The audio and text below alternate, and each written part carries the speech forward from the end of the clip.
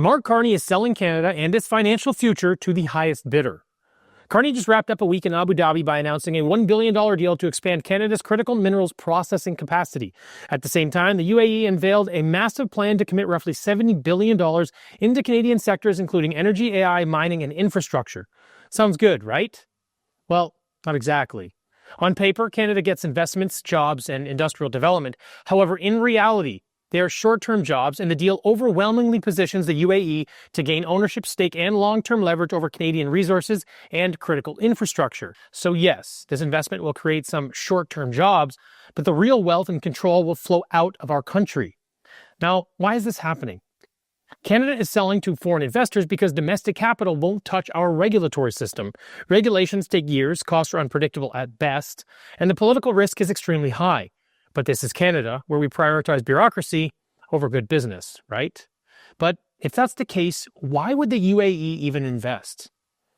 Well, that's because Canada is signing binding agreements that protect UAE investors, not Canadians. The Foreign Investment Promotion and Protection Agreement, or FIPA, provides stronger legal protections for foreign investors than Canadians get at home. This means UAE investors can sue Canada if future governments try to change the rules, and that sovereign wealth funds gain guaranteed preferential treatment. So again, the UAE walks away with diversified assets, strategic leverage, and long-term cash flow. This is a one-way insurance policy selling out Canada today and for years to come to the highest foreign bidder. And for those who think this is a one-off, Canada has a bad track record of letting foreign state-backed entities buy up strategic assets with little oversight. Just since Carney took office in March, he has stacked a lineup of foreign investment deals that all point in the same direction, other countries gaining ownership and influence over Canada's strategic assets. There's this UAE framework, the Critical Minerals Pact with Germany, where Berlin is sharing ownership in mineral processing while tying us into joint LNG and hydrogen projects that anchor Canada's supply chains directly to German industrial needs. And then there's the Major Projects Office, which Carney openly describes as a magnet for global capital. But again, when foreign investors finance long-lived nation-building assets, the revenue flows out of Canada and the control flows with it.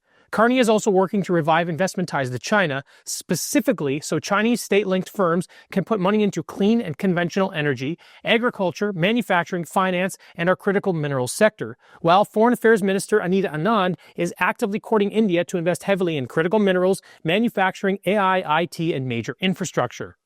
The bottom line here is, these deals may bring some short-term jobs, some ribbon-cutting ceremonies, and a few PR wins for Mark Carney, but it absolutely strengthens foreign ownership and influence over Canada's strategic industries and our economy, both today and in the future.